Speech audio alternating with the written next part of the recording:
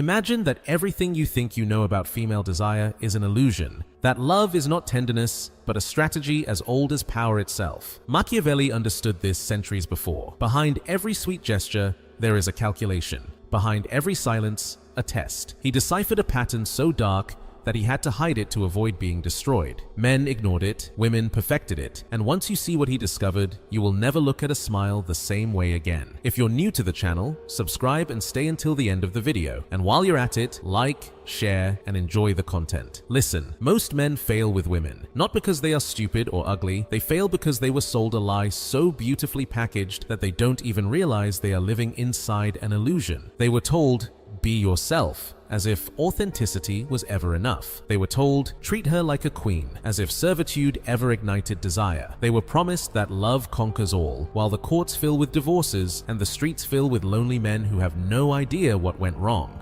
And do you know the cruelest part of all this? While you were following those rules word for word, there were others who ignored them completely and got exactly what you were seeking. Not because they were better men, but because they understood something you were never taught. Now, let me tell you something I discovered years ago. Something I struggled to accept. I too believed in romantic love. In the idea that if you were good, noble, and devoted, she would eventually see it. I spent months being the perfect man for someone who barely noticed I existed. And when I finally got tired and walked away, guess what happened? Suddenly, I was interesting. Suddenly, my absence was worth more than all the presents I had given her. That's when I understood that female desire doesn't work the way we were told. It turns out that Machiavelli, that Florentine genius known for The Prince, discovered something far more dangerous than political strategy. In his private writings, the ones that circulated only within intimate Florentine circles, he spoke of what he called the hidden dynamics of female choice. These were not public lectures. They were closed-door meetings, forbidden conversations, where every word challenged everything society claimed was correct. Because what Machiavelli saw was this: behind every act of affection, there is a power transaction. Desire is not a pure emotion, it is a strategy, and women,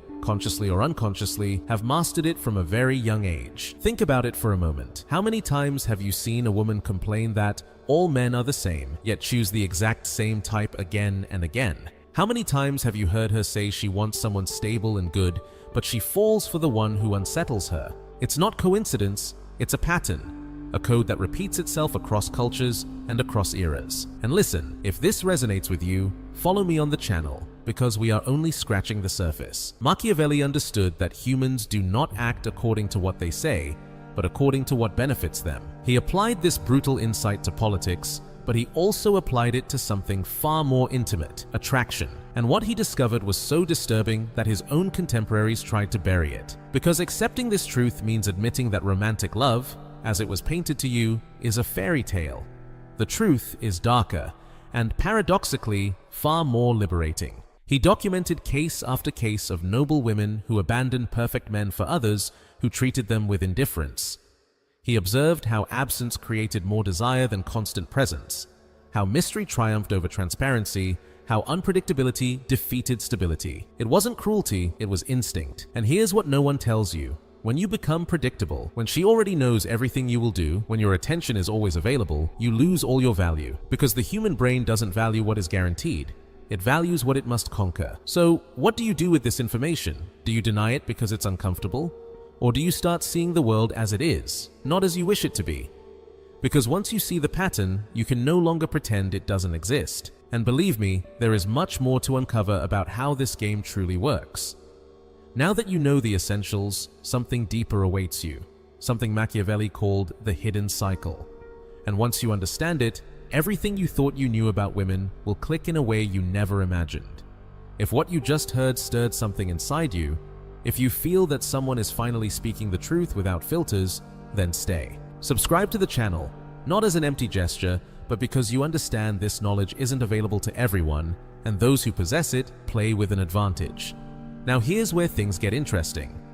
Once you accept that female desire works differently than what you were taught, the obvious question is, why? Why does a woman say she wants one thing but respond to something completely different. The answer lies in something Machiavelli identified centuries ago in the courts of Florence. He observed how aristocratic women wielded power without ever formally holding it. They could not govern like men, but they dominated those who did govern, and they did it with an invisible tool, perception. Machiavelli understood this perfectly. Power is not seized by force when you are physically weaker. Power is obtained by controlling what others desire from you. And women have learned this from the cradle. Let me tell you about a case he documented. She was known as the she-wolf of Florence, a noble woman, refined, educated, the perfect image of virtue, but in private, she played with her admirers as if they were chess pieces. She would give them her attention one day, then disappear for weeks. No explanation, no warning, only silence. And here's what's fascinating.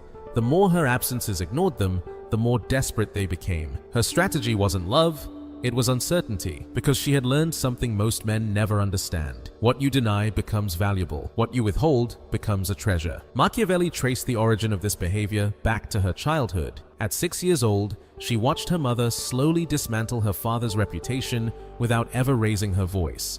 Through strategic silences, through well-placed tears, through the skill of making him feel guilty for things he hadn't even done. The girl learned early. Power is not what you say. It's what you make the other person feel. And here's the disturbing part. This is not conscious manipulation in most cases. It's programming. Women grow up seeing that vulnerability, used correctly, generates protection. That beauty opens doors. That silence at the right moment is worth more than 1,000 words. They are not malicious, they are strategic. And strategy, practiced from childhood, becomes instinct. The truth is, there is a huge gap between what women say they want publicly and what excites them in private. In public, they will say they want stability, kindness, a man who listens. And yes, they want that, for a specific type of relationship. But desire, that fire that makes them obsessed, does not ignite with security. It ignites with tension. Think of it this way. The human brain is designed to survive, not to be happy. From an evolutionary standpoint, a woman couldn't afford to choose poorly. She needed someone who could protect her, but also someone other women desired, because if others desired him, it was a signal that he was worth it. This explains something you've probably seen. A woman can ignore a man for months, but the moment another woman shows interest in him, something suddenly awakens. It's not insecurity, it's biology. Her brain tags as valuable what others desire. And here's the detail no one tells you. When you become too accessible, when your attention is always available, she stops seeing you as a conquest. She sees you as something guaranteed. And what is guaranteed does not generate emotion. It generates comfort, and comfort kills desire. Now, I know this sounds contradictory. So, should you treat her badly? No, that's not the point. The point is that attraction is not an act of justice. It's not, if I'm good, she should reciprocate. It's an emotional phenomenon that responds to specific patterns, and one of those patterns is polarity. She needs to feel there is something to conquer, that your time, your energy, your attention are not infinite, that if she doesn't value you, she will lose something real.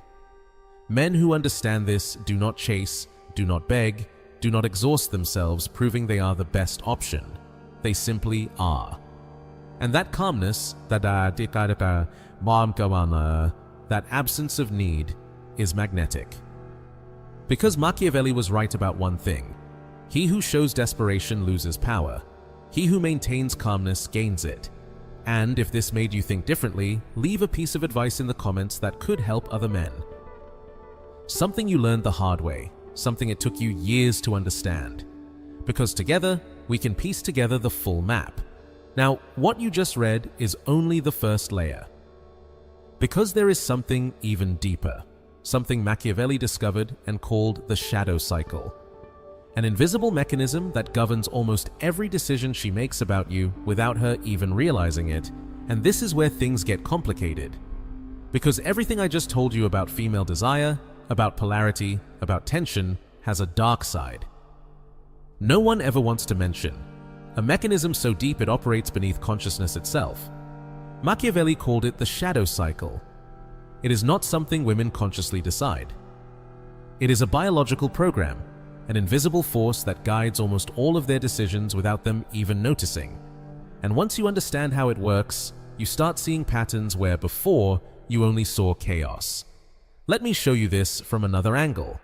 Think about the last time you heard a woman say with absolute conviction, "I want a good man, stable, someone who treats me well," and then you watched her fall madly in love with someone who was the exact opposite.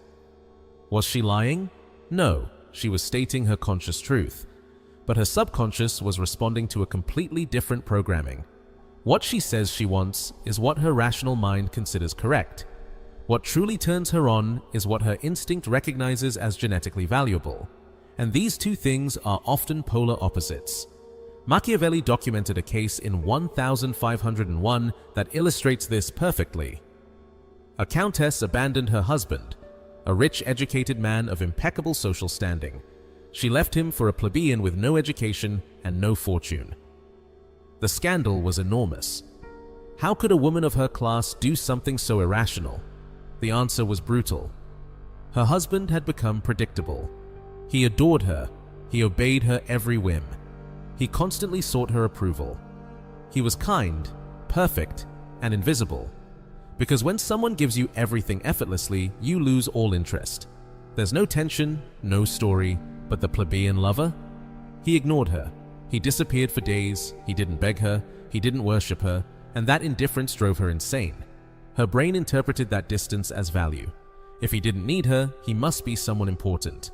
If other women could have him, she had to earn him. And there lies the cycle. What she gets easily, she despises. What she has to conquer, she values. It's not cruelty, it's the way her biology is programmed to filter options. Now, the funny thing is, this applies in reverse too, just differently. Men do the same thing with other aspects. Machiavelli wrote that people forget the death of their father faster than the loss of their inheritance. It sounds cold, but it's true. We value what we had to work for. What comes easily leaves no mark. So, what does this mean for you? It means that when you try too hard, when you lay all your cards on the table from the start, you're sending the wrong signal. You're telling her primitive brain, "I'm easy to get, I'm not a scarce resource, you can have me whenever you want." And her subconscious responds, "If he's that easy, he probably isn't worth much." Now, here's something that might sound contradictory to what I said before. It's not about being a jerk, it's not about treating her badly, it's about maintaining your own center, having a life that doesn't revolve entirely around her, being someone who is interested, yes, but never desperate. Because there's a massive difference between being indifferent and being at peace. Indifference is cold and calculated. Peacefulness is authentic. It's the calm of a man who knows his value and doesn't need external validation to confirm it. Women can smell desperation from a mile away, but they can also feel the authenticity of a man who is simply okay with himself. And that second option? That one is magnetic. No one tells you this, but women aren't just looking for love, they're looking for narrative tension. They want to feel like they're part of a story, not a routine. That's why the shadow cycle activates with uncertainty, in those moments when they don't know if you'll stay or leave, when your presence is a gift, not a guarantee. And this inevitably triggers what Machiavelli called the testing mechanism. Without even realizing it, women test emotional resilience. They create conflict just to see if you crumble. They provoke to measure your reaction. It's not malice, it's survival instinct. She needs to know if your emotional frame is stronger than hers, because if you break under a simple test, how will you support her when life truly becomes difficult? Men who collapse under these trials lose all value in her eyes, but those who remain calm, those who don't react with despair or anger, activate something primal in her. That calm tells her, this man is in control. This man is secure. And now, I want your opinion on something. What works best to demonstrate that calm in the face of one of her emotional tests? A. Responding with logic and rational explanations. Or B. Simply maintaining silence and composure without justifying yourself. Write A or B in the comments and briefly explain why you chose that option. I want to see which approach dominates in this video, because here's the uncomfortable truth. Attraction is not democratic. It doesn't reward goodness or fairness, it rewards polarity, It rewards tension. It rewards those who understand that desire isn't built with sweet words. It's built with magnetic presence. Cleopatra understood this centuries before any of us. She didn't seduce Julius Caesar or Mark Antony through submission. She seduced them through challenge, through demand, through moments of warmth followed by strategic distance. Her beauty wasn't the weapon, her emotional control was. Each absence of hers created desire. Each return was relief. That rhythm, that oscillation between having her and losing her, was the enchantment itself. And those powerful men, accustomed to conquering empires, became slaves to a woman who mastered the cycle. So I ask you, do you want to continue being the good man who ends up in the comfort zone? Or do you want to be the one who understands the real rules of the game? Because once you see the pattern, you can no longer pretend it doesn't exist. And believe me, what comes next is even deeper. Because there are specific techniques, psychological mechanisms you can activate not just to attract her, but to become someone she will never forget. So when you put all this together, when you see the complete map, you realize something that changes the game completely. It's not about technique, it's about understanding the very nature of desire. Because listen, you can learn 1,000 tactics, 1,000 ways to send messages, 1,000 conversation strategies, but if you don't understand the fundamental principle, you will remain lost. And the principle is this: female desire isn't sparked by what you give, it's sparked by what you provoke. Think carefully about that. Everything we've discussed so far points to the same truth. The countess who abandoned her perfect husband, the she-wolf of Florence who controlled through her absence, the shadow cycle that operates beneath consciousness, these are all examples of the same pattern. Emotional tension generates desire far more than stability. And here's what no one clearly explains to you. When a woman says she wants stability, she means it sincerely. But she speaks through her conscious mind. Her rational mind knows that stability is good for building a life. But her body, her nervous system, her brain chemistry, they respond to something else. They respond to contrast, to calculated unpredictability, to the feeling that with you, she can feel alive, not just safe. Machiavelli documented this in his private observations. He noted how the women of the court responded in completely different ways to two types of men. Those who begged for their attention were discarded without pity. Those who maintained emotional distance, who did not abandon their principles to please them, they became objects of fascination. It wasn't that she wanted cruel men, she wanted men with their own center, men whose lives didn't revolve around her, because that told her something important. This man has purpose, this man has options. This man doesn't need me to feel complete, and that absence of need is magnetic. Now, here's the part many misinterpret. This doesn't mean becoming cold or calculating. It's not about playing mind games or manipulating. It's something much deeper, to build a life so solid that your attention becomes valuable through genuine scarcity. When you have projects that excite you, when you have goals to pursue, when you have a life that fulfills you, you automatically become less available. And this unavailability isn't a strategy. It's the natural consequence of living with purpose. Women feel this. They can tell the difference between a man who is faking being busy and a man who genuinely has important things to do. The first feels false, the second is irresistible. And here's the key revelation. She doesn't want to be your sole source of happiness. That's far too much responsibility, far too much pressure. What she wants is to be part of your extraordinary life, not the center of your empty one. When you understand this, everything changes. You no longer chase her, you no longer beg. You no longer crumble when she pulls away. Because you have something bigger than your relationship with her. You have a solid relationship with yourself. The masters of seduction throughout history understood this instinctively. Casanova would disappear for weeks, not as a tactic, but because he had adventures, projects, other interests. When he returned, he brought stories, he brought mystery, he brought a life that existed beyond any one woman. And women went crazy for him, not because he was the most handsome or the richest, but because his presence was an event, not a constant. Every encounter with him was memorable because he was unpredictable. You never knew which version of him you would find. Napoleon did the same with Josephine. He wrote her letters full of passion, but also full of demands, reproach, and emotional distance whenever he felt she was becoming too comfortable. And these emotional roller coasters kept her hooked for years. It wasn't cruelty, it was polarity. It was keeping alive the tension that makes desire breathe. So, how do you apply this without becoming toxic? It's simple. Stop making her your main project. Invest in yourself. Build something that matters more to you than the approval of any woman. And when she enters your life, let her be an addition to something already complete, not the missing piece that makes you feel whole. Because when you stop needing her, she begins to need you. When you stop chasing her, she starts wondering why.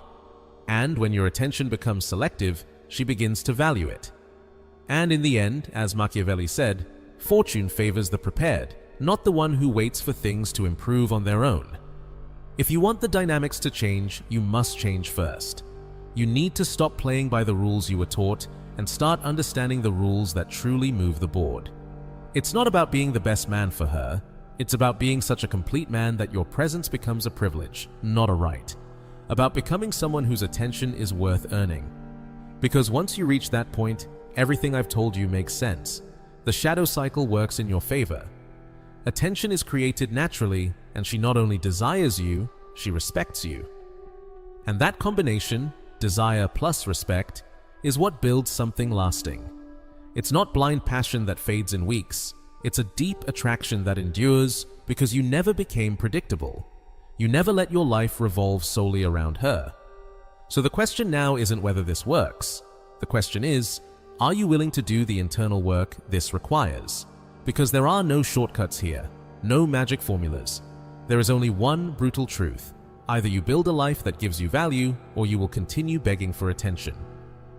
Listen, everything I've shared with you isn't theory. It's the map most will never see. Machiavelli understood this centuries ago. The world rewards those who see things as they are, not as they should be.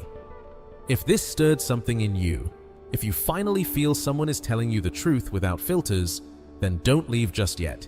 Leave a piece of advice in the comments for other men. Something you've learned the hard way, something it took you years to understand. Because together, we reconstruct the full map. And if you want more content like this, raw and unfiltered, subscribe to the channel, give this a like, and share it with someone who needs to hear it. This isn't just a gesture, it's a statement, a strike against deception. Because the world doesn't change when men shout louder, it changes when they see with clarity. And that clarity, that understanding, is your power.